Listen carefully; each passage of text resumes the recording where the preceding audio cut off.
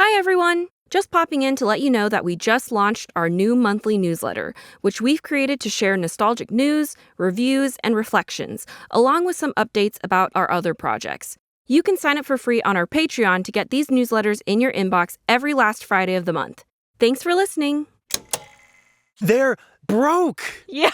That's my favorite character trait of all three of them is that they never have any money. And it causes so many problems for them. And they're always hungry, so they're always trying to find food. They're just like wandering through the wilderness being like, food? Pokemon? Can anyone point me to the gym?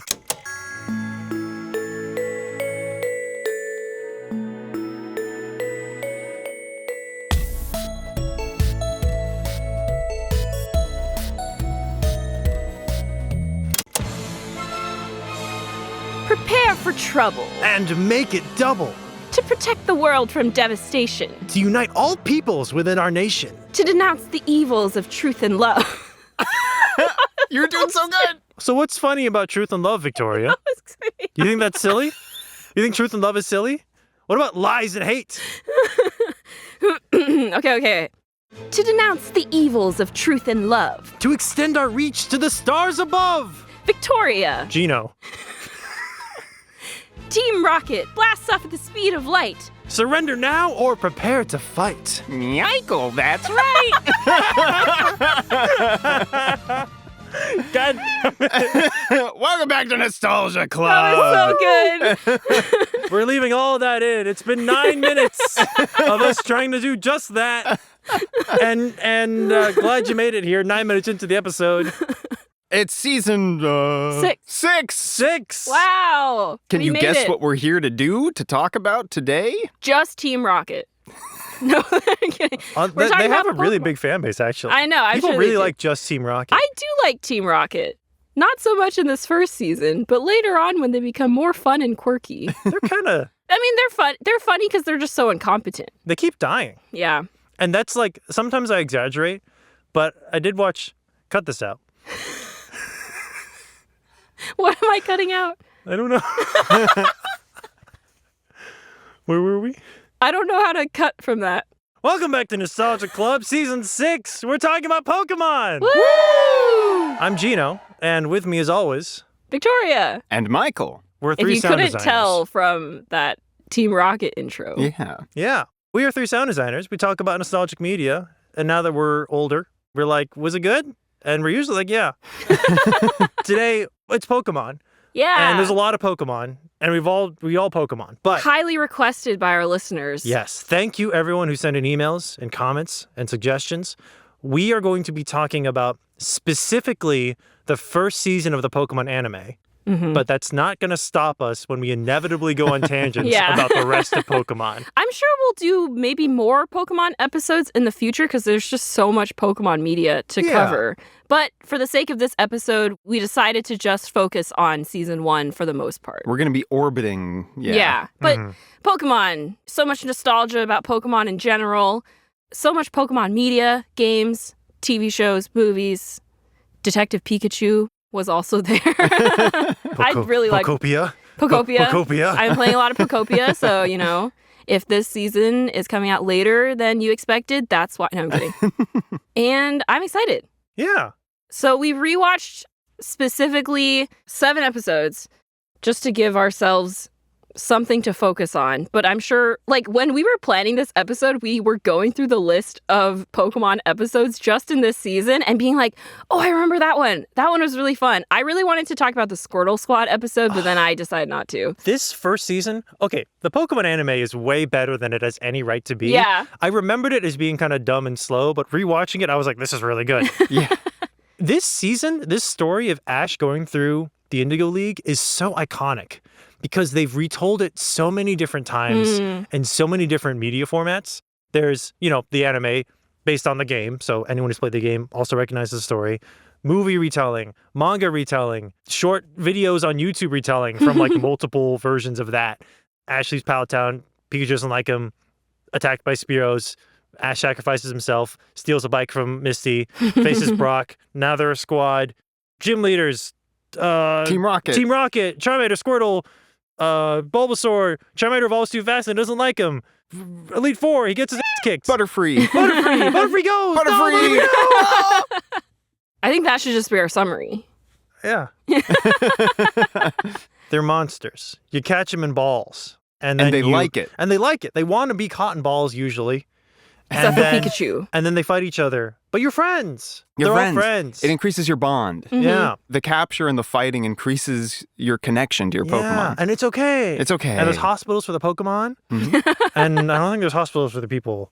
There probably is. And No, I'm pretty sure at one point, I mean, Ash gets injured so many times. I feel like I remember an episode where he had to get medical treatment at the Pokemon Center. He's 10. He'll bounce back. Yeah.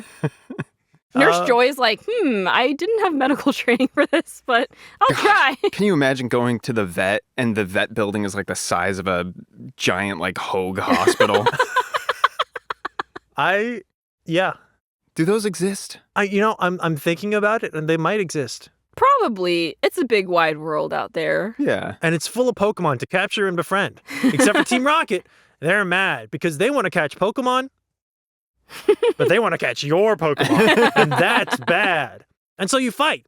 Sometimes just Pokemon, but sometimes you're Ash and you want to punch him in the face. But that's not allowed. And everyone knows the rules. And if you don't follow the rules, I guess you're banished from society?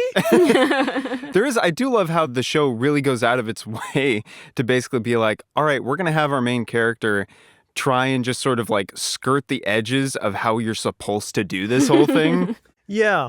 Like, my Pokemon won't fight. Well, then I'll fight. And it's like, nah, it doesn't work like that. Yeah. You're not going to be successful. You have to use the Pokemon. The first few episodes are basically punishing Ash for his recklessness and hubris as he I'll do it myself, my way. And the lesson from the Pokemon anime is don't do it your own way. Follow the rules, children.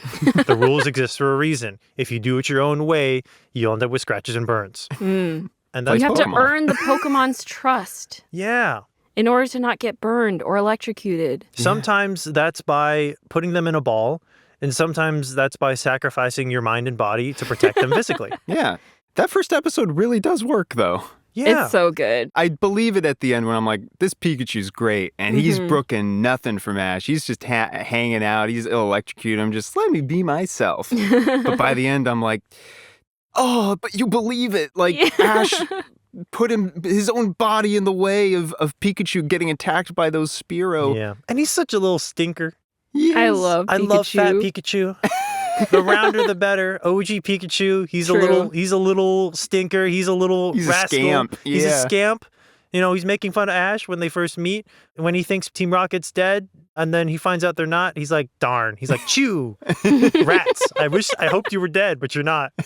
And that's not an exaggeration, and it's my favorite episode. He's got so much personality. Yeah. So great. They all got so much personality.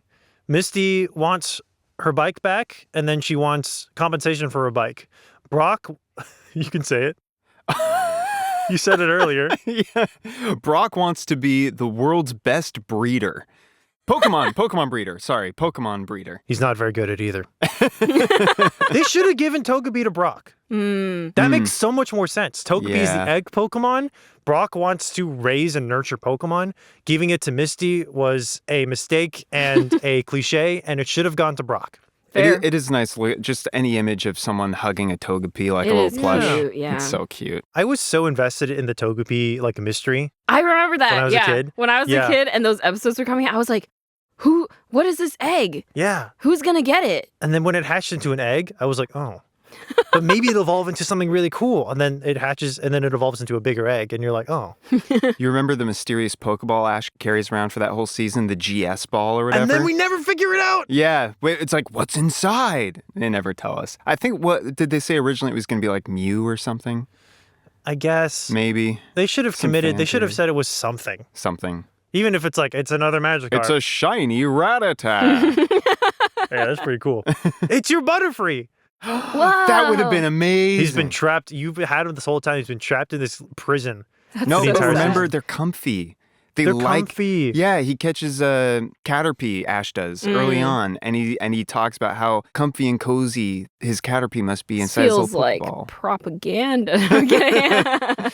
What are you talking about? No, the Pokeballs definitely don't rearrange I think their it's DNA. fun that the Pokeballs can be digitally transferred to different Pokemon centers. Yeah. Which implies that all Pokemon are digital. Or the Pokemon universe has teleportation, but it's being kept from the masses. And so it's described as digital transfer to prevent people from abusing actual teleportation. Yeah. Over the years, this has occasionally come to mind for me, where I'm like, the Pokemon world is in many ways remarkably safe. That these kids can just go out and have these adventures. And even though you're like battling Pokemon with incredible powers, nobody's ever like really in danger. Ash gets like electrocuted, but it's not like real electrocuted. And, you know, cartoon physics.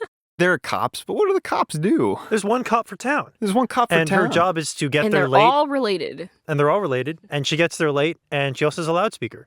Yeah. And it's just like, this is a very safe world with very advanced technology, and yet still like small town vibes and everything all over the place.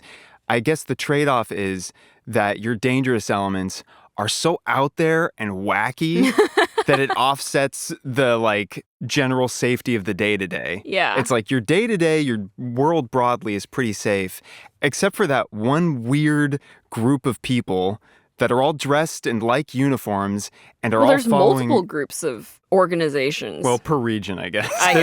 There's one per country. Yeah. There's one per country, a group of very eccentric people that are chasing some wild dream like, I want to remake the world according to my perfect design. Or in the case of OG Pokemon, I just want to steal the Pokemon. Yeah. I'm making money. Make some money. I want to be the top cat. I want to be the top cat. That's a really That's good really meow. good. Oh. Wow. I can't riff off of that. It's just really good. Ooh, woo. No. I had to ruin it. No, Michael, you improved it. 6, 7. Oh, God. That's right. Okay. Can you say Pokemon go to the polls? Oh, man. Pokemon, go to the polls. All right. It's great. Oh. Amazing. Wow. So So, Pokemon. We all watched Pokemon. We all watched Pokemon. To prep for this episode, we watched specifically the first episode, where he gets Pikachu and Pikachu doesn't like him. And they almost die. And they see Ho-Oh. Yeah. From Gen 2. And then we watched the second episode where he reunites with Misty and on the Pokemon Center. We meet Team Rocket for the first time. Yeah. We watched the episode where he catches Caterpie. It's the one episode where Team Rocket is like, oh, are these menacing? Nah, they're not menacing. That's the most competent episode. Yeah. And it's all downhill from there. And their voice performance is like, oh, that's Team Rocket. We watched the one where he catches Caterpie.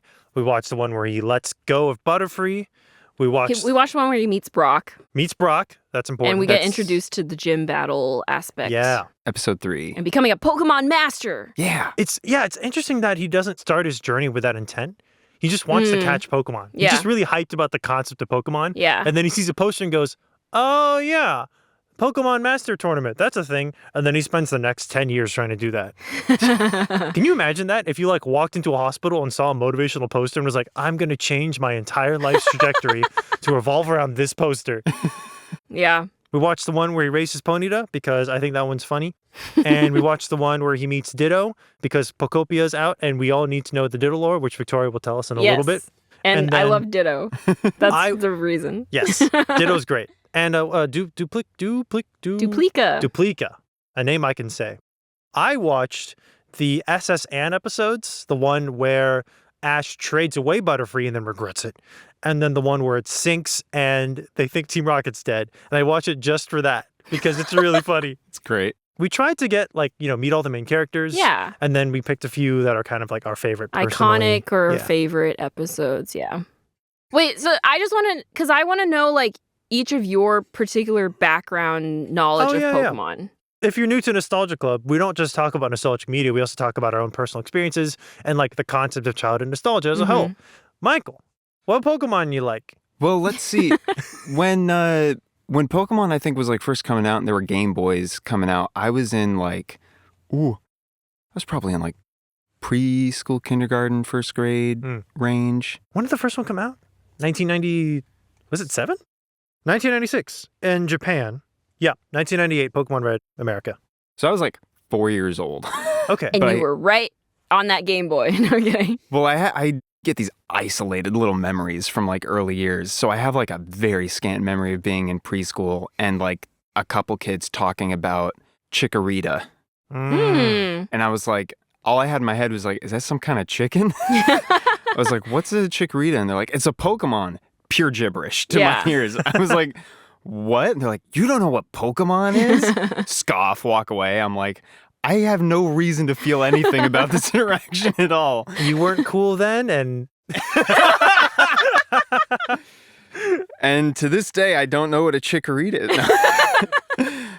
This is actually an episode where we just introduce all these various random Pokemon to Michael. This is a Chikorita. It's like one of those, like, I show my grandparent a Pokemon and have them They try to guess the name. Yeah. And then I have a memory being in like first or second grade or something and, you know, being in a car with some friends, maybe for like one of those birthdays, school birthday things. And some kid has like a Game Boy and he's playing Pokemon. It was like a black and white one, so it might have been one of the originals.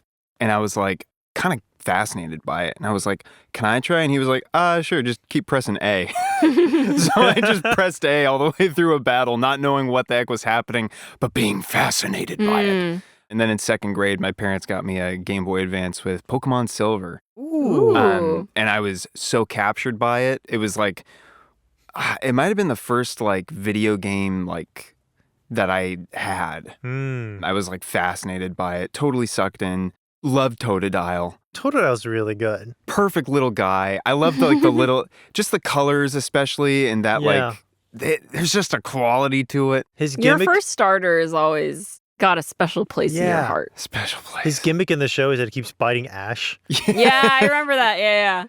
Yeah, I just, delightful. Learned the old hacks you could do where you could turn your game off halfway through saving if you were like, because when you had to like transfer Pokemon to the PC, you had to save, but if you like turned it off halfway through and turn it back on, there was a chance that either you would lose, like that Pokemon would be abolished from your save file, or it would be duplicated. Ooh. And so I did that trick a few times. That's a huge risk. Yeah, so I would duplicate. The smart thing would have been to do it like as soon as you got access to the PC, to do it with my like Totodile or Crocodile, but I would wait till I had like a high level Feraligator and then and do it. And it worked for me every time. And then I recommended to a friend to do it once and it failed. Oh no. And I was like, I'm sorry. That's so rough. My like only ever from that time, because I didn't have people to like trade with really. I knew other people that played Pokemon, but that wasn't like my dynamic with people. That wasn't like the sort of relationship I had with like other people who played Pokemon or friends. But I did have like, schoolyard talk. You get into like, my team's very high level, and I was like, I really like my Feraligatrs. My Feraligatrs are great. I'm pretty sure I can make a great. I was like, I could make a really solid water type gym leader. And, this other classmate being like, I could beat you. And I was like, I don't think you could. And so we like organized, a play date, because, what they're called when you're that young, where he would come over just so we could battle each other. That's awesome. And I think our dads like talked for a bit, and then like we battled each other twice, and I put up a good fight. I lost both times, but like it ended with both of us being like, yeah, okay, yeah, we're all right. Mutual respect. So your strategy was Feraligator, dang, Feraligator, dang, Feraligator. Well, dang. we arranged he was like, you can only use your Feraligator, and I was like, gym leaders get at least 2 Pokemon. I want to use 2 Feraligators. And he was like, okay. It's so easy to counter when it's just 2 Feraligatrs. Yeah, but I still... That's funny. I just brute forced my way through over half his team, I think. Did you experience the golden age of Pokemon Playground rumors? Of What are like things about the game or the Playground series that were like, oh, but here's this like secret thing I know because my dad works at Nintendo. I'm not sure I ever heard anyone actually say my dad works at Nintendo. I did get to live through the certain golden age of like the rumors of like where you could maybe get Mew. I don't know if anyone ever said like, oh, he's under the truck in whatever city. But rumors about where you could find a certain Pokemon or anything like that. Yeah. Victoria, do you know about these? No, because I didn't play Pokemon. I didn't have a Game Boy. But like I didn't play Pokemon. Like Diamond and Pearl was my first Pokemon game. I didn't have a DS either. Oh snap! Yeah. You played. So your first Pokemon game was Pokemon Go. Technically, yes. We've got the full spectrum here. Wow. And so I went up through the gens that way. I got silver. I got Pokemon Gold the next year for Christmas because I was like, I didn't understand at the time the dynamic. I thought it was like a different Pokemon game. Did you get it and boot it up and go, huh? I was like, oh, it's the same. Another Feraligator. But the legendary is collection. different and there's some different mons. Oh, well. Yeah. And then, the Gen 3, Gen 4, I eventually petered out after X and Y. I think at a certain point, I don't know, just lost me. But that's how, that's how it goes. Yeah. At a certain point in high school when they had emulators up, Ooh. like online, I replayed through Pokemon Silver just on the computer. There was a moment when emulators were available on whatever phone I had, and I played the heck out of them. And then there was a patch, and they stopped working. Yeah. I played Pokemon Emerald on an emulator on my phone. Nice. Yeah. Maybe technically Pokemon Emerald was my first Pokemon game. I technically played Pokemon Diamond on my friends' DSs, but that was like for only like an hour at a time max before they were like, I gotta go home, or like, I want to play my game now. So I've started Pokemon Diamond like 6 times. Wow. Basically like doing just like all the starting stuff, like you choose your Pokemon. I always chose Piplup, and then I would like go through like meeting my rival and then like catching a few Pokemon or whatever. Love Piplup. Yeah. I love water types. Piplup is so cute. I'm a big Chimchar Chimchar fan. All of the starters, that game, lineup though, was really good. That's the best lineup. Yeah. Chimchar, Turtwig, and Piplup. They're all really great. strong. But Monkey. I didn't like Chimchar at first.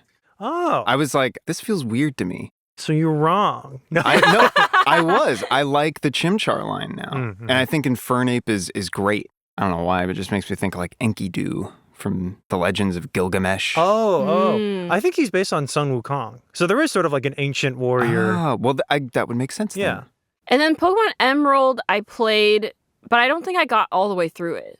Mm-hmm. So the challenge of finishing a Pokemon game. yeah, when so you were a technically kid? like my first like traditional Pokemon game was Pokemon Sword, and I also didn't finish that. Fair enough. But I got like a good amount of the way through it. But did you have any Pokemon experience outside of the game Yeah, as a so kid? my brother and I watched so much of the show. I can't even tell you how many seasons of Pokemon we watched.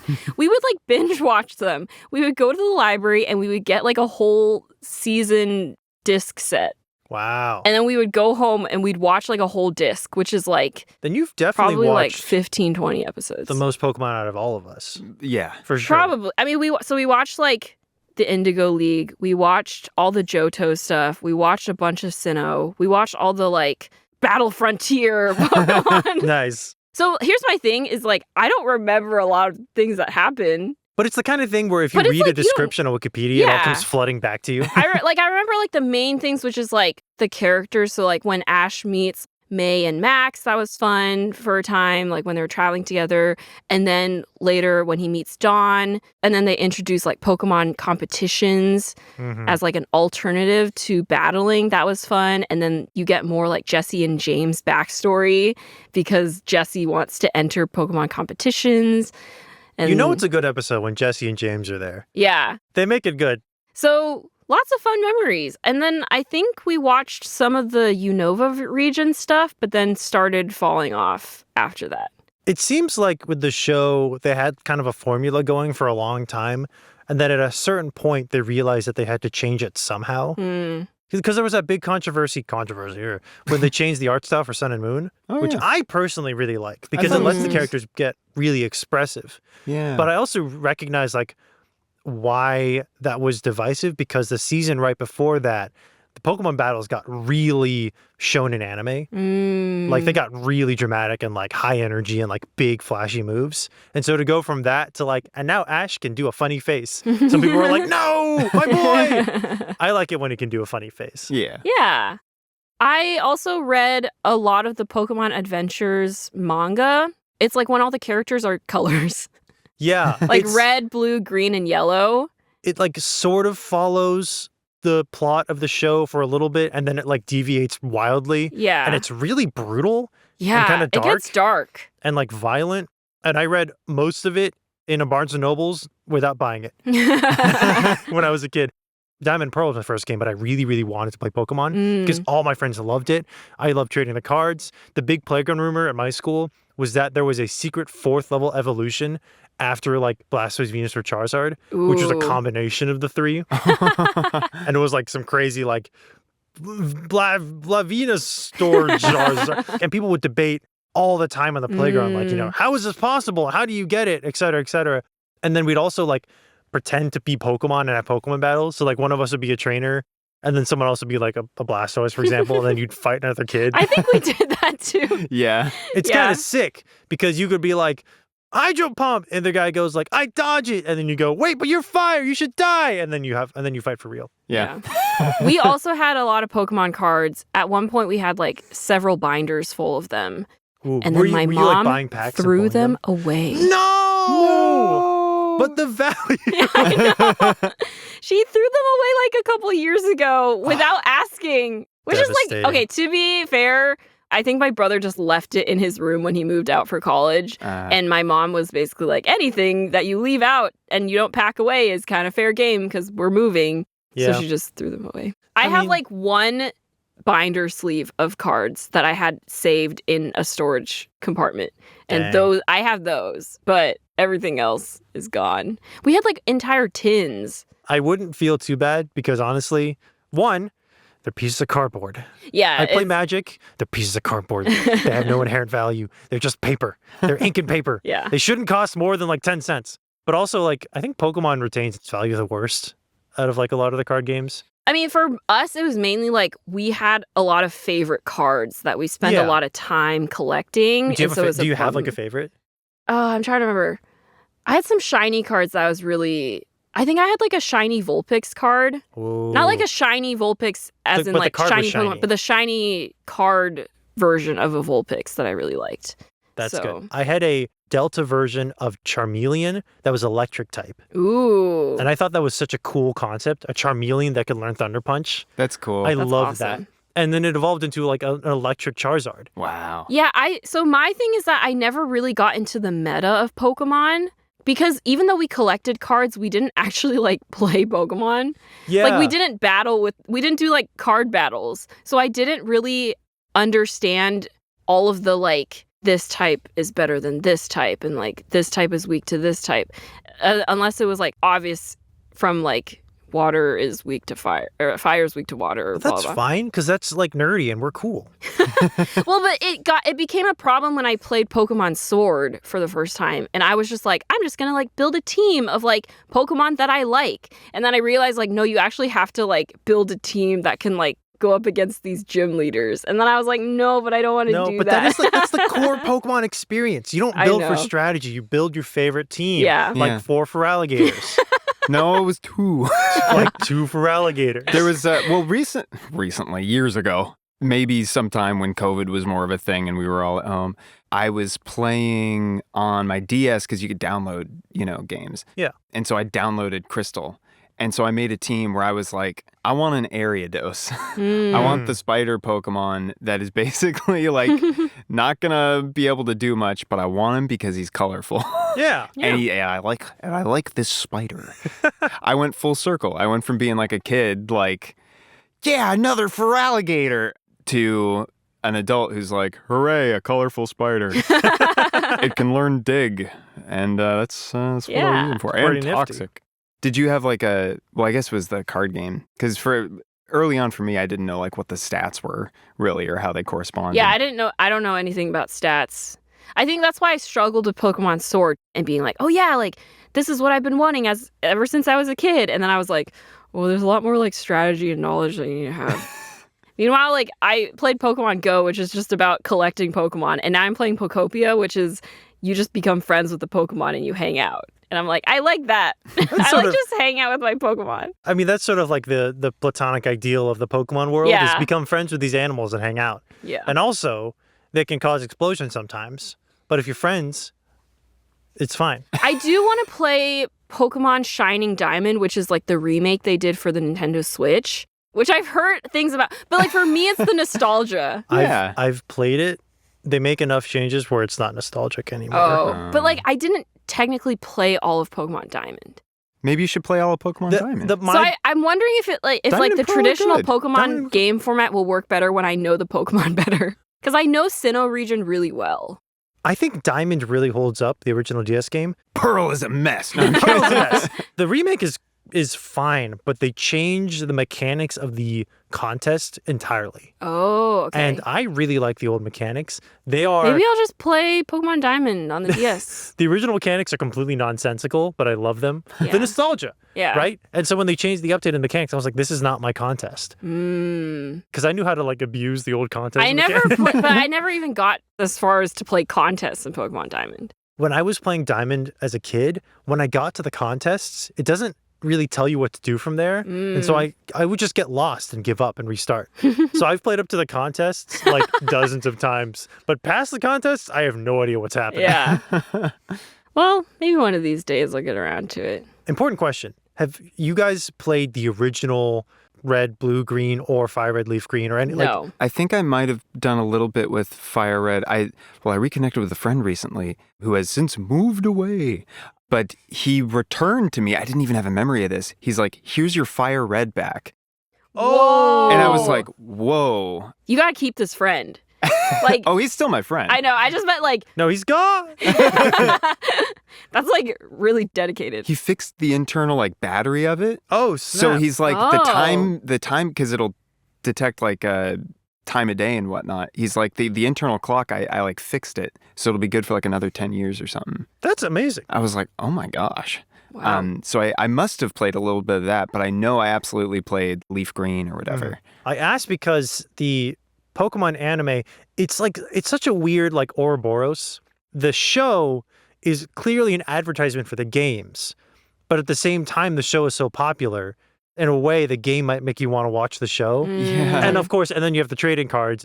But it's always really interesting to me how they've tried to take the plot of the game, which the first game is basically go from town to town, fight these gym leaders, Team Rocketeer, win, and turn that into a story with, at the very least in the first Indigo season, they tried to give these characters a little bit of an arc. And I think eventually they realized they can't really do that because he has to keep learning stuff over and over and over again. But Ash going from this really Ash, this really brash, impulsive, rule breaking, rule stretching person to this very competent, almost honorable Pokemon trainer who's still sort of willing to go all out and punch Mewtwo. And then you have Misty who's the sort of same very big personality, sort of quick to temper, but she's also very logical and level-headed in a very weird way where when the problem is small and insignificant, she'll overreact. When the problem is we're all going to die, suddenly she's the only one with the plan. Yeah. And then there's Brock. So you have these... Who's, I guess, the adult of the group I or love something? Brock. The He's so funny. supervisional. He's introduced as the adult, and he sometimes plays that role, but he's often... you put a woman in the scene, and he sort of breaks... He becomes the comedic relief. There's a crazy line in the Ponyta race one where they meet the owner of Ponyta and Brock's like, too young for me. No. Or something like that. That was Duplica. No, that was Duplica. Yeah. And he's like, too young for me. And then he's like, normal. Yeah. He's like, he acknowledged. I'm like, it's wild you have a Brock character is that one you of have those to guys acknowledge where that. he's like, I could only be friends with a woman if I'm not attracted to her or something. I don't know. It was a long time ago. It was okay, but Was it is. I just have really. I Is remember it? laughing 30 so years. much 30 anytime years. he gets rejected by a woman. Oh my God, the Butterfree episode where he's like, you have to befriend that Butterfree. Because when a Butterfree falls in love with Butterfree, their trainers meet and maybe they fall in love too. He's shaking the I was animal. I can't believe he's using Butterfree as a wingman. Yeah. Nice. But the show is really wonderful. The show, okay, so my favorite thing about rewatching the show, it's pure nostalgia. Yeah. Immediately takes me back to watching as a kid. The theme song and the Pokemon rap at the end. So specifically, my brother and I watched the I Choose You Pikachu movie a lot because that was the one we had at home, which is I think just the first 4 or 5 episodes in one movie. That seems right. So I have like very distinct memories of like Ash with those pink gloves dragging Pikachu because Pikachu refuses to follow it or like be in a Pokeball.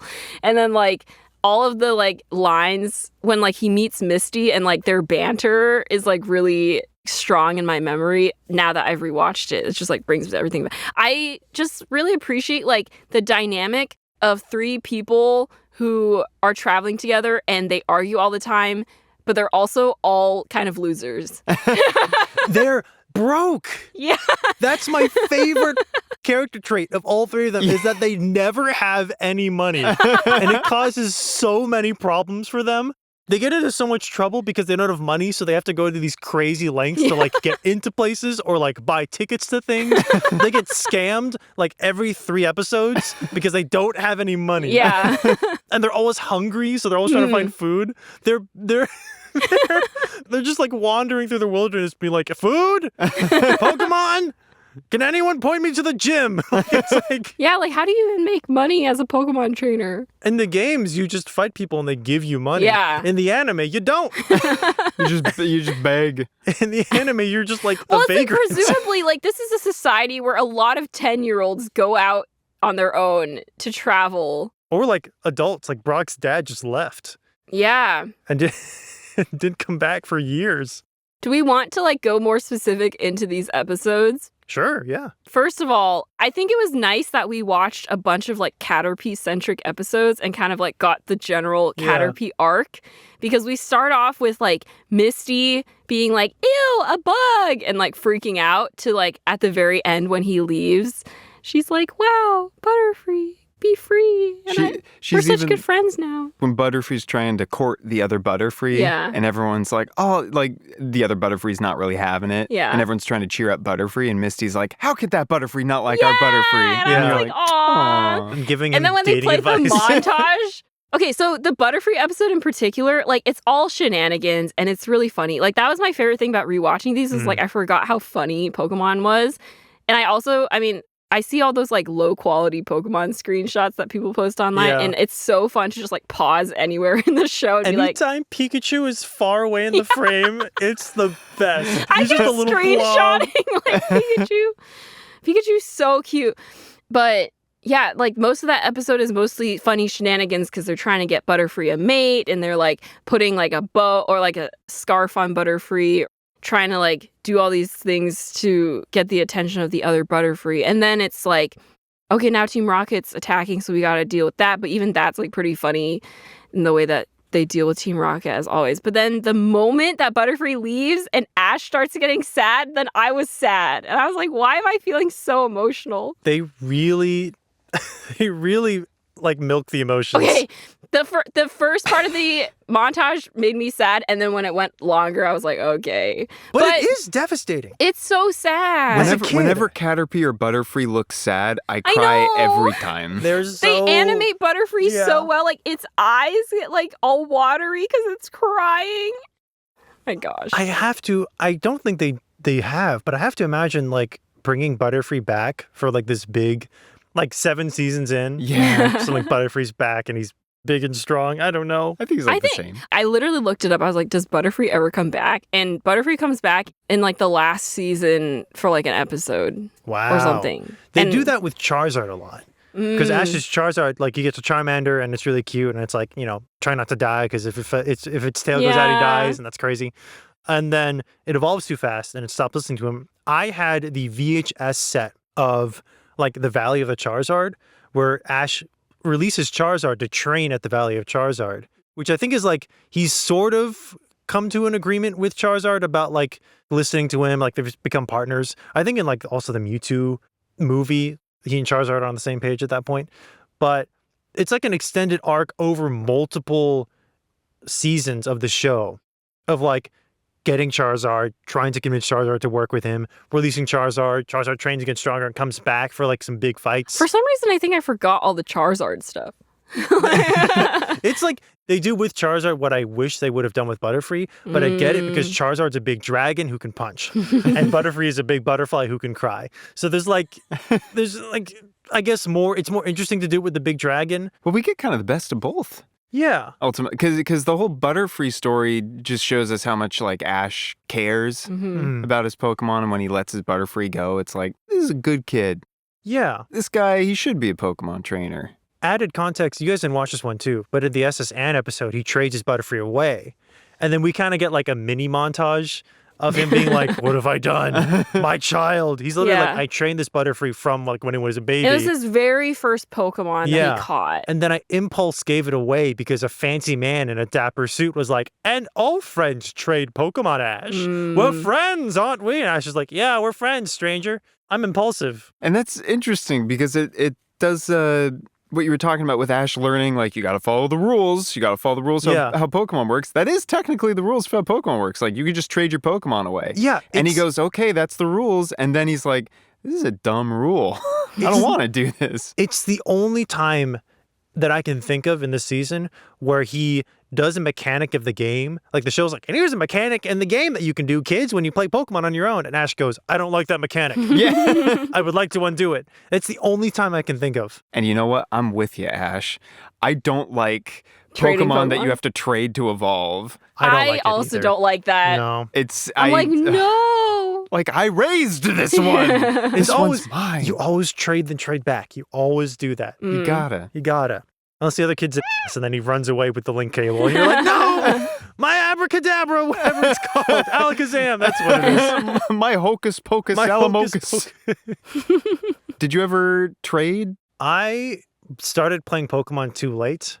My only friends who played Pokemon consistently in high school were like really dedicated to the Game Boy games, and I only had a DS. So I couldn't really trade. So I just had a bunch of Pokemon who were just kind of evolution locked. And then Pokemon Go came out. Nice. There's some stuff happened between there. The number of Pokemon games I've played to completion is actually pretty low. I've just been immersed in the Pokemon world culturally. That feels weird to say, culturally. Well, it's global. Yeah. At this point, I feel like Pokemon has gotten so big that no matter what iteration of Pokemon you have interacted with, people of all walks of life love and enjoy Pokemon. Even my mom, who has never played a Pokemon game or watched Pokemon, because we were so into it, she has her couple of favorite Pokemon. They're just so cute. Yeah. And some of them are men, but most of them are very cute. I really hope these new starters stay on the ground. Yeah. If the cat stands up again, I'm going to be mad. Stop making the cat stand up. Feraligator's different because Feraligator it's different. That's clearly an animal. It's clearly an animal. He's clearly just up on his haunches, right? Yes. There's a difference between that and I'm standing on my human leg. The new my Mega skin Feraligator clothes. design is pretty cool, though. The what? The new Mega Feraligator design. Oh, with the big... It basically gets a Totodile head. I'm sorry, I gotta look this up. I don't think I've seen this. I'm and Starmie has legs. Okay, I don't think this is a controversial take. I think this is actually pretty standard, but I think that all Pokemon look better in 2D.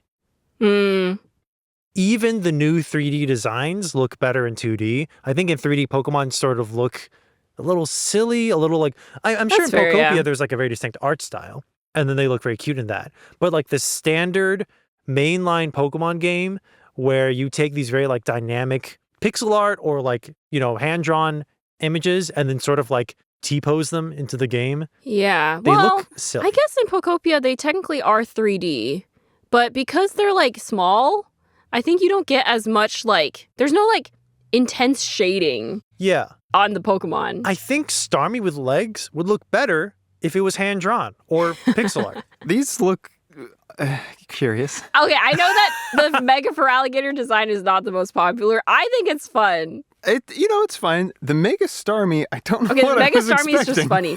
Mega Starmie is just funny now. because everyone memed it. Walking. Yeah. I don't know. But Mega Feraligator is at least it's a unique design for a Mega evolution than just elongate leg. Yeah, bigger spines. Yeah. A lot of Mega Evolutions are just what if we did Pokemon but more? Yeah. Except for the Gyarados. They made him short, which is funny. So I talked at length about my early Pokemon experiences, And then Victoria talked at some length about her early Pokemon experiences. Mine were very video game centric. Victoria's very card game centric. And you would chime in with like very specific experiences you had, but we haven't gotten like an extended, I feel like. I mean, I don't know. A lot of my friends growing up had Pokemon games or played Pokemon cards. I wanted to get into Pokemon games, Pokemon cards. Mom was like, no, that's too addicting. And then my aunt was like, here's a DS, don't tell anyone. And then I got Pokemon Diamond. I got Pokemon cards too, and I like trading those. I liked playing the games, like the Pokemon card game. But more than that, I liked building my own game with the cards where like I would start with like a basic Pokemon and then I would scatter the rest of the cards around my room and then I would go on an adventure like collecting them. Whoa, That's cool. You were playing like next level Pokemon card games. I wanted Pokemon Mystery Dungeon. Yes. That's what I wanted. Yeah. I didn't know that existed, but that's what I wanted. And I've never actually like played through a Pokemon Mystery Dungeon game. I guess I could now that I'm an adult with money. But the aesthetic and the idea of having these little guys who are cute and they can fight was really appealing to me, where I would turn the rest of my stuffed animals into Pokemon-like characters. Yeah. I would give them elements and moves and they would fight, even though they were like teddy bears and whatnot. It helps that a lot of Pokemon are basically like iterations of real-life animals, but with abilities. Or like trash, or like a light bulb or something. So you could be like, yeah, my teddy bear can totally be a Pokemon because there's Teddy Ursa already, so like why can't my teddy bear also be a Pokemon? Yeah.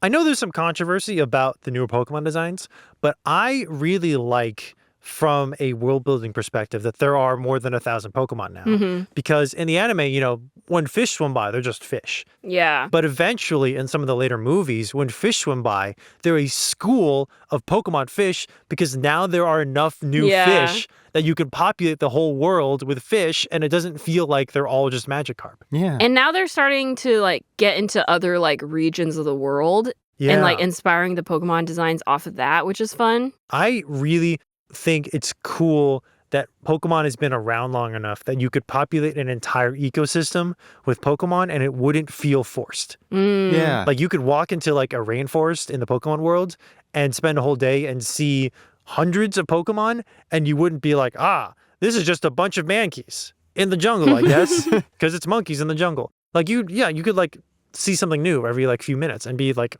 immersed. I think that's cool. Yeah. I think it's cool that there's lots of Pokemon. And I think that you can make all sorts of designs and they all work. I think there should be less men. Yeah. Yeah. Fewer men. And you know what? Fewer women too. Yeah. We just want to keep them as creatures. Let's keep them on the ground or in the air. Hey, they can be in the air, but with wings, not muscles.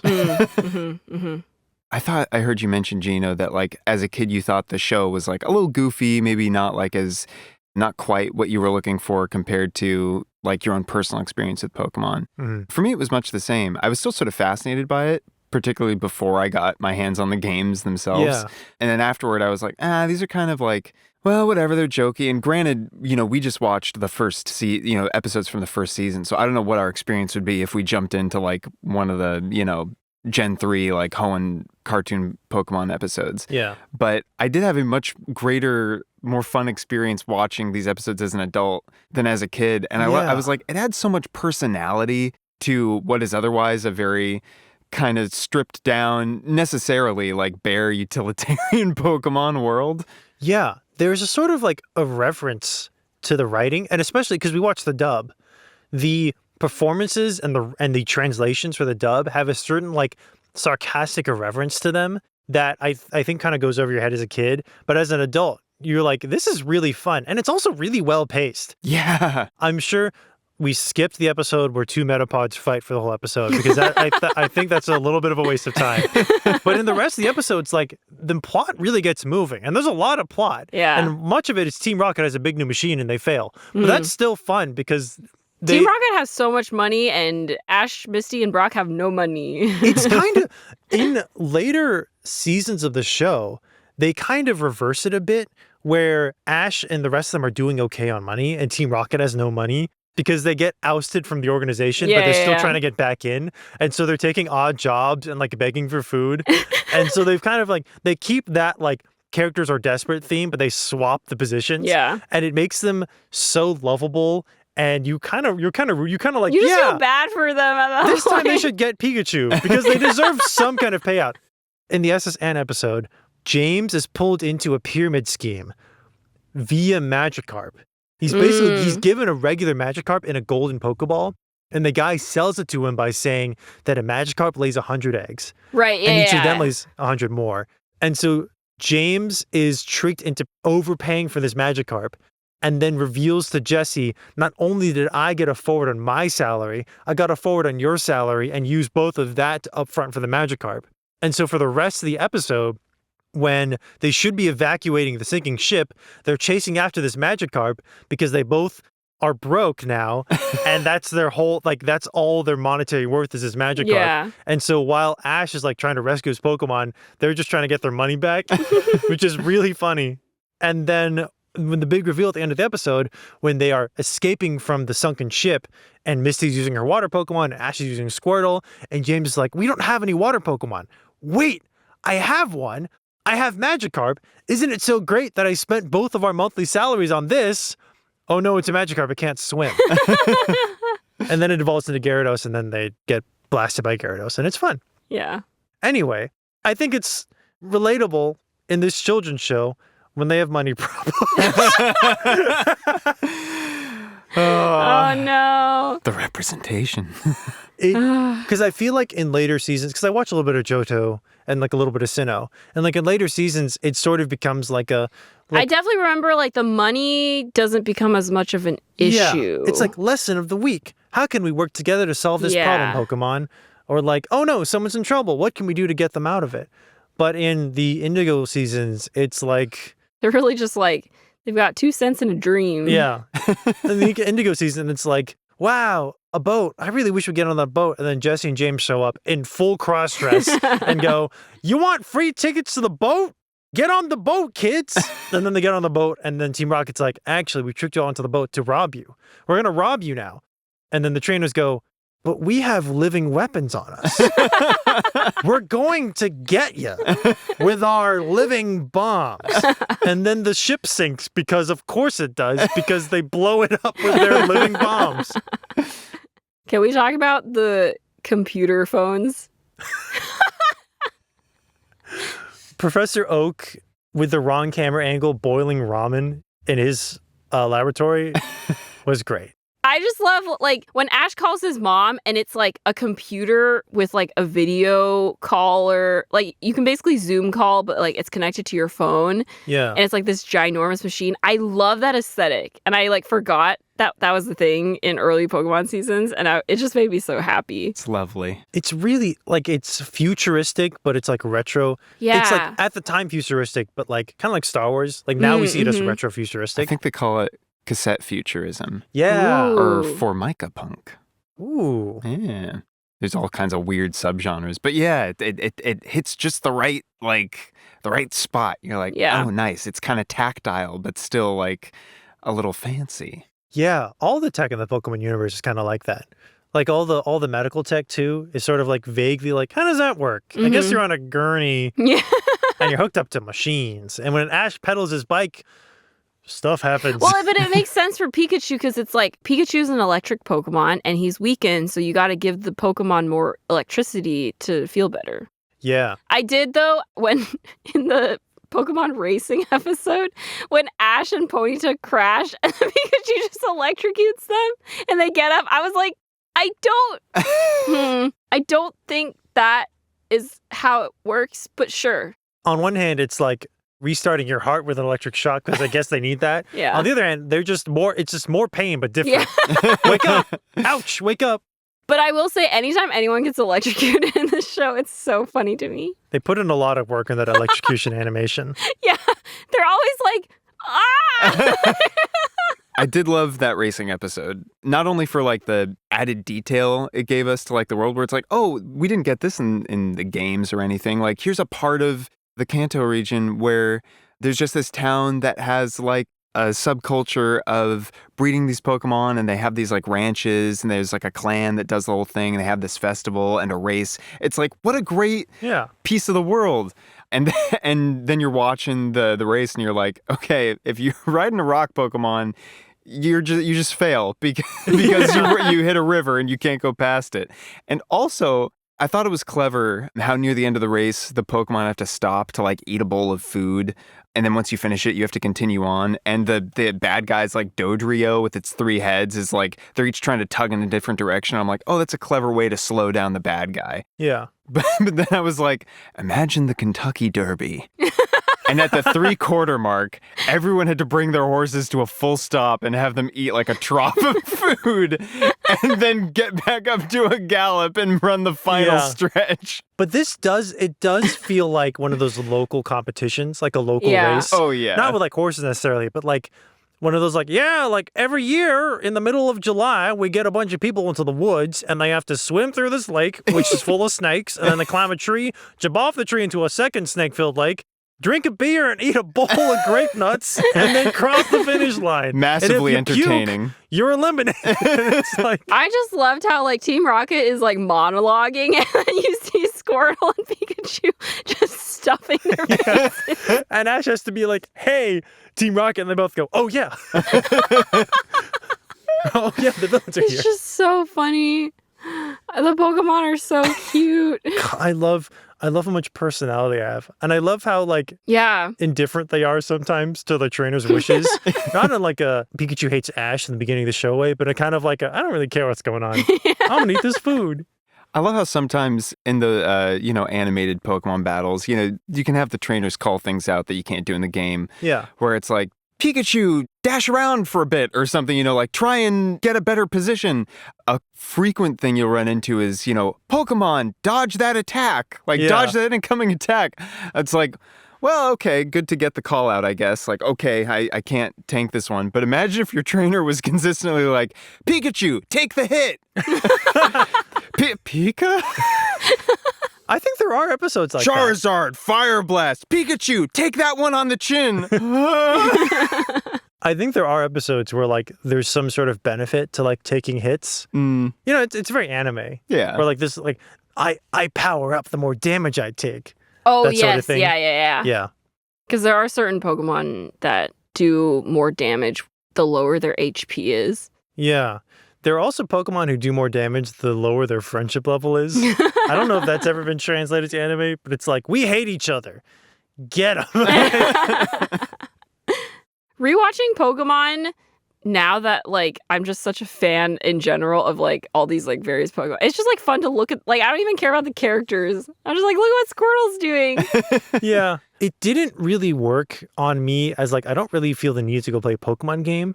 It worked on me as in I want to watch more of the Pokemon anime. Yeah. It's really fun to just kind of put on in the background while you're like playing a game or something.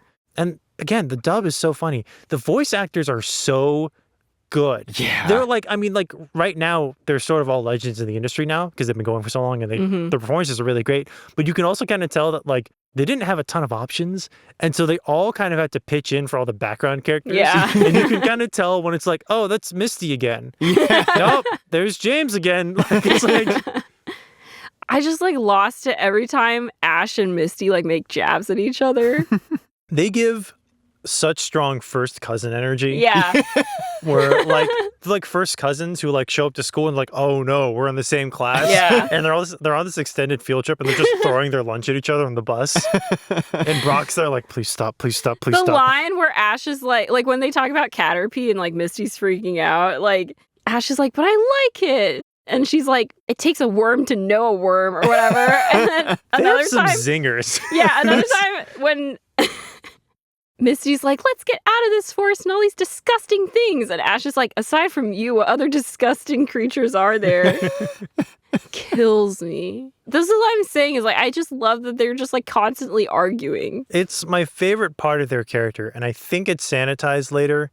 But yeah, because they become better friends. So like, I get it, but it is just so classic. It's really great. And it was like you're saying about the pacing. Episode 1 and a fair portion of episode 2 is really just focused on Ash and Pikachu. And they do like everything they need to do in terms of just focusing on their dynamic to get us where we need to go. And then we have Ash, Misty, and Pikachu. And we really do as much as we can with that and enriching that dynamic and being able to play off Misty's like revulsion of Caterpie with Ash's like absolute enthusiasm over having the Caterpie means so much more than if we just had Ash and Pikachu and Ash was super happy about getting the Caterpie. And seeing in a way how Ash's dogged determination to win the battle against Brock and do it in such a way where he's putting in physical effort while Pikachu's putting in physical effort, and seeing Misty kind of like come around a little bit to being like, despite it, I do find myself like liking this guy. Like he has redeeming qualities. I do think it's funny in the early episodes, the amount of times Ash is in trouble and Misty stands there. It's pretty It's great. like, you know now that she has so many Pokemon at her arsenal, and she's like, I'm just gonna watch him. He'll figure it out. I do want to watch the episode where it's revealed that Misty's the gym trainer of Cerulean. I really want to rewatch it because I remember watching it and as Ash a is kid. like, what? Yeah. The reveal. I think I am gonna just like you said, just like put it on in the background when I'm doing stuff. Because it's like, you don't really have to pay that much attention. But it is so fun. Just listen to Meowth and Team Rocket fight. It's always fun. Yeah. When they argue amongst themselves. I realized on this watch through how much utility narratively Team Rocket is when it comes to, okay, a new episode, a new place within the world, new characters, new dynamics, new conflict. What's it going to be? Just being able to throw in Team Rocket at the end of every episode, sometimes just out of nowhere, like, all right, Act 3 Crisis, it's Team Rocket. Yeah. They're stealing the Pokemon. It's like, we don't have to worry about what the Act 3 Crisis is going to be. It's going to be Team Rocket trying to steal the Pokemon. They've got a new crazy blimp or whatever. And in the meantime, we can just put all our energy into developing a neat little plot, meeting a new character and a new Pokemon. Yeah. Yeah. Should we talk about the Ditto lore? My Ditto lore? Yeah, reveal the Ditto lore. I wanted to watch the Duplica episode because that's like one of the only times we really see Ditto very much in the series, I feel like. Yeah, that seems right. I mean, Ditto probably shows up again, but I just like don't really remember it. But this episode, you're introduced to like, oh, they go to a haunted house, and then there's like another Pikachu, but then the Pikachu turns around and has like a dopey face. And it's just so funny because now they have like plushes that have like the Pokemon, but with the Ditto face, and you know that's like a Ditto as that. Like I personally have a Snorlax plushie that turns into a Ditto, and then I have a Squirtle plushie that turns into a Ditto. Wait, do you like fold it inside out? Yeah. That's so cool. And then when it transforms, like it's Snorlax, but with the Ditto face. Oh, nice. Like literally my friend asked me, because she like pre-ordered Pokopia and it comes with like a mini Ditto plushie. And she was like, do you want this? And I was like, wait, I already have 3 Ditto plushies. I don't think I need another one. I once found I think an Espeon, tiny little Espeon plushie on a bus. It has the Ditto face. Yeah. Oh. I used to have a Pikachu keychain that had a Ditto face, but I think the keychain broke, so then I stored it away somewhere. I don't know where it is. But then I do just have a standard regular Ditto plush as well. Yeah. Just like everyone gives me Ditto stuff. So love Ditto. But like the original lore of Ditto is not that it has the face. It's just specifically Duplica's Ditto that has that problem, which then later on it gets tortured into fixing, which is kind of like sad. Yeah. But everyone latched onto it so hard. Like in the show, they're like, everyone's gonna laugh at this Ditto because it has this silly face and it can't properly transform. Meanwhile, like the general public is like, no, we like the face. Keep the face. And now it's like completely retconned. So like now anytime Ditto transforms, like in Pokopia, Ditto has that face. Like that's just Ditto's face when it transforms into anything. Sometimes you write a little thing and you're like, this is not common in the world, and in fact, it should not exist. Yeah. And the fans go, no, that should exist. And you got to go, all right, you're right. It exists all the time now. The other Ditto lore that I just particularly like, and is part of the reason why Ditto is one of my favorite Pokemon, is that when Ditto sleeps, it turns itself into a rock. I didn't know that. Yeah. That's great. That's because I awesome. too would like to turn into a rock and sleep sometimes. Just like, do not bother me. I am a rock. I think there was like some sort of fan theory on the internet for a while that Ditto was a failed attempt to clone Mew. Yes. I Yeah. remember this theory. Because they're both pink and they can both learn transform. Yeah. And I think they're the only two things that can learn transform. Yeah. Well, now there's like Zorua. Can Yeah. Zora learn transform? So when you play a Zora in the game, it plays as if it is a different Pokemon.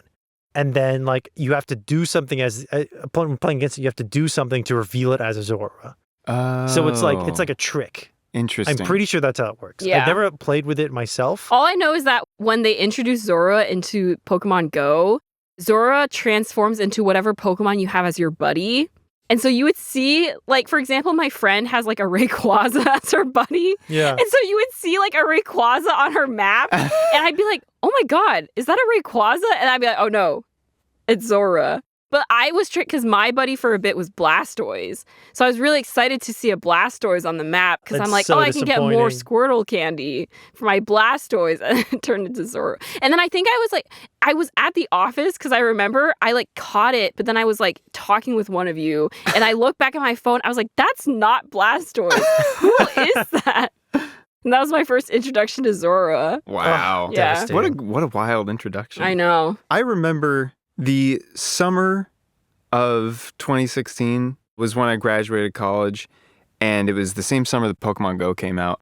And it felt like for one shining moment, and I'm not the only person to think this, we might be able to achieve world peace. Yeah. It was a pretty great summer. It was like you would go to the park and you just knew everyone was playing Pokemon. And there were so many people just outside. Yeah. Yeah. So many people outside talking, laughing, on street corners, hanging out. And then someone would be like, there's a Snorlax. And everyone would run to like try and get It the was insane. Snorlax. I was living in Houston at the time, and the entire area around the Houston Zoo and Park was just shut down because throngs of people were showing up because they had heard it's a good place to catch Charmander. Yeah. And like literally like hundreds, if not thousands of cars were trying to make their way into this large park area, try to get Charmanders.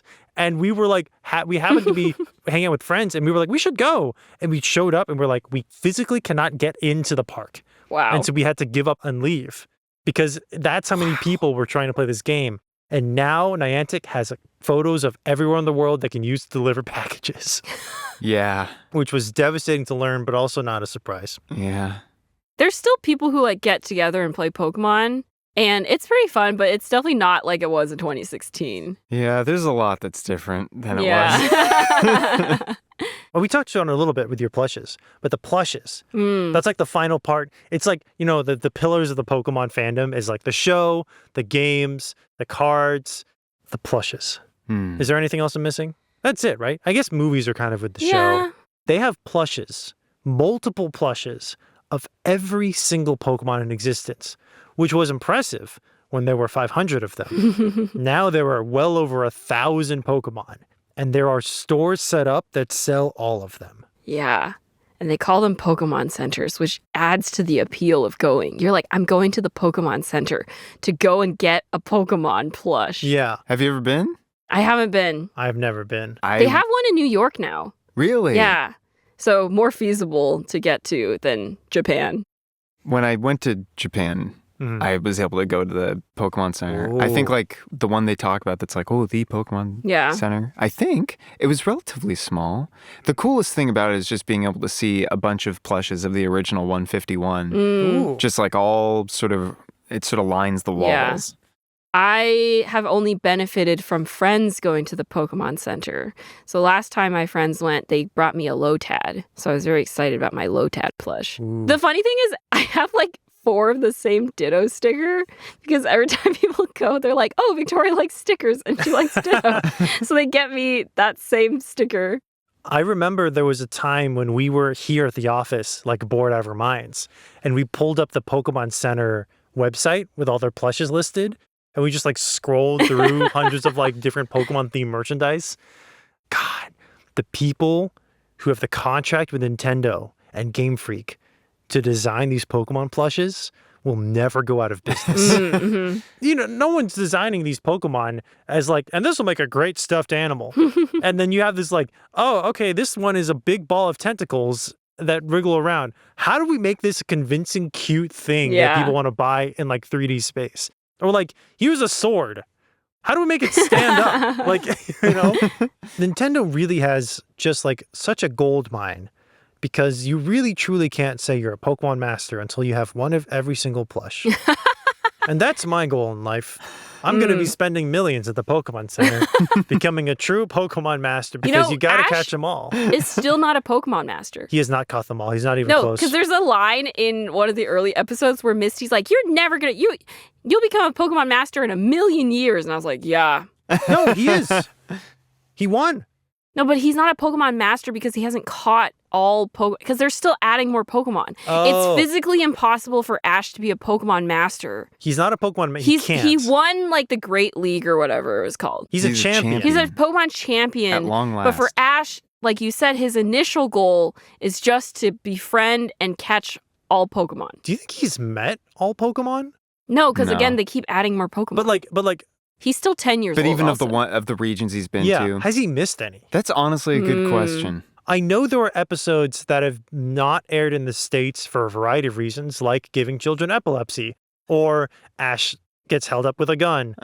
Or Tentacruel destroys a building. Yeah, At an inconvenient time. Ooh, no. But like, I have to imagine that he has at least been in an episode with every single Pokemon that has currently been released. You'd think that Up must until be... the point where There's probably he someone stops. whose job it is just to keep track of what Pokemon Ash has encountered. There must be. But like, with that many Pokemon, like the guy who's in charge of the Pokemon card game, Yeah. he's been put on record. I think like YouTubers have interviewed him stuff. And he's like, oh yeah, Pokemon I like, we make more cards of. And Yeah. I've forgotten some Pokemon because I just don't think about them. And so there's not as many cards of them. And so you have to imagine like a room full of writers eventually be like, oh, we missed 1 out of 1,005. Like, Well, now, because they've ended Ash's run in the show. yeah, he grew up. So he will never be a Pokemon man. No, I'm kidding. Well, now, because he's like off screen, we can imagine... He can finally age. Ash comes back. Ash comes back and he's in his mid-30s. Oh, gosh. That'd be what crazy. would that be like? Oh... I don't want to grow up that fast. Well, I feel like that's a pretty good spot to end this Pokemon episode. But if listeners want to hear more Pokemon, I'm definitely down to revisit more iterations of it. Yeah. Recommend specific Pokemon media, and then we'll do episodes about just that. Because today we talked about basically everything. I honestly feel I think it'd be really fun to go back to Sinnoh. Sinnoh. It's like more recent that I watch it, so I feel like I have more memories of that show. Sinnoh is Diamond and Pearl, right? Yeah. The Sinnoh Pokemon movie. Ooh, that's Rayquaza, right? No, is that Deoxys? Deoxys is also Gen 3. Ooh, okay. I'm wrong. The legendaries for Diamond and Pearl are Dialga and Palkia. Dialga and Palkia. The Deoxys movie has a lot in my mind. I remember watching the Because Rayquaza and movie. Deoxys...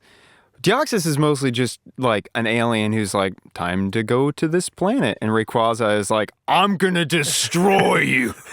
Intruder in my sky! Vaporize it! Deoxys is like, hey, buddy, hold on 1 second. No. I remember there's like a movie with Groudon and Jirachi.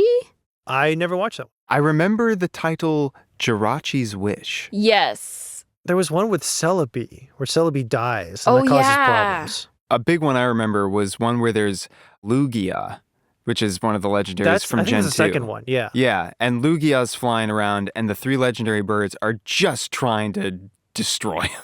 Wasn't there a movie where the 3 legendary birds are fighting each other and then Lugia has to come in and be like Maybe that's what it was. a peacemaker? That's what I thought. Because Lugia is like their patron or whatever, and then Ho-Oh is the cats.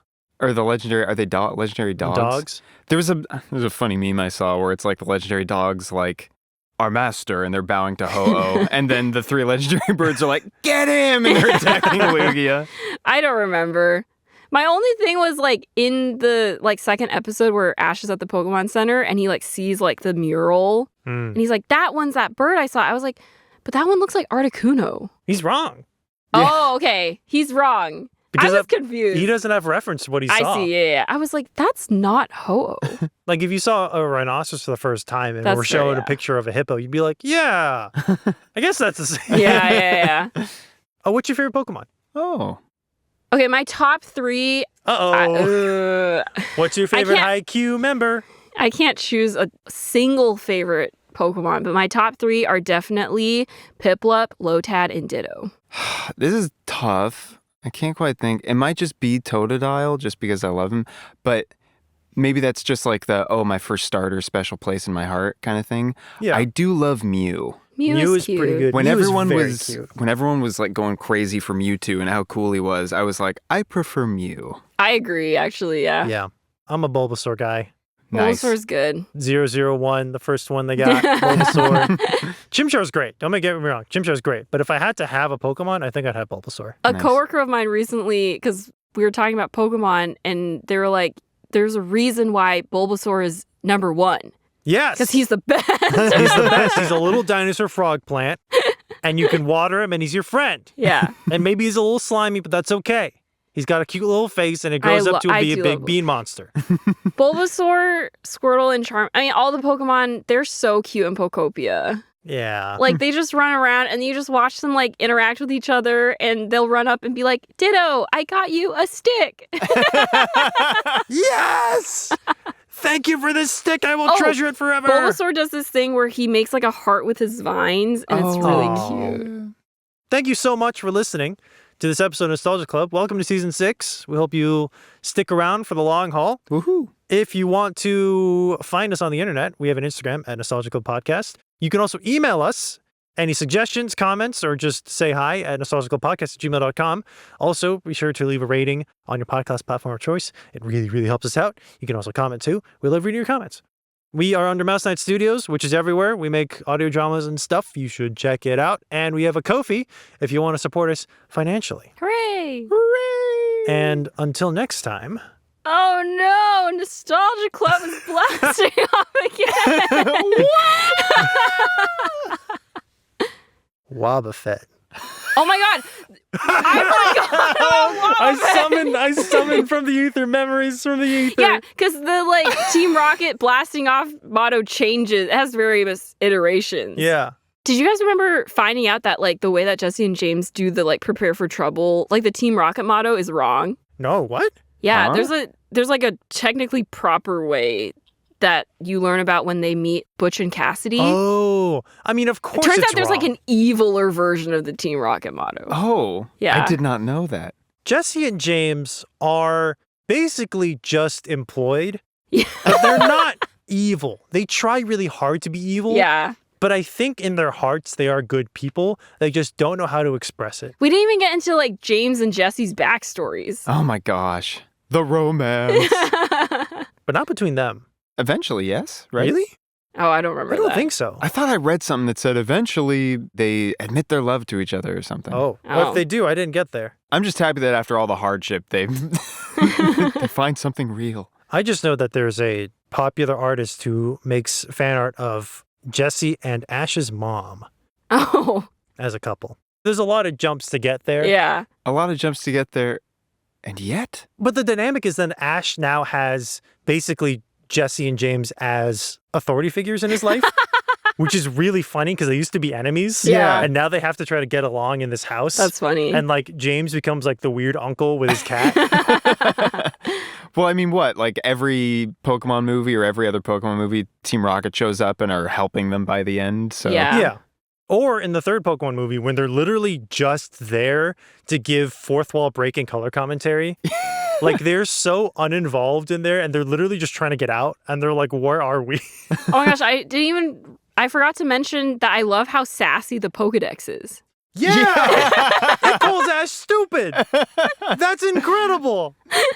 It's so good. They had such fewer rules, I feel like, Yeah. back then. They're like, we just want to make this funny. It's so good. Like the Pokedex is like 50% of the time helpful. The other 50% is like making fun of Ash for not knowing things. It's great. It's so good. Until next time, let's do it again. And we'll all do it on 3. Ready? Yeah. 1, 2, 3. Nostalgia Club is blasting off again!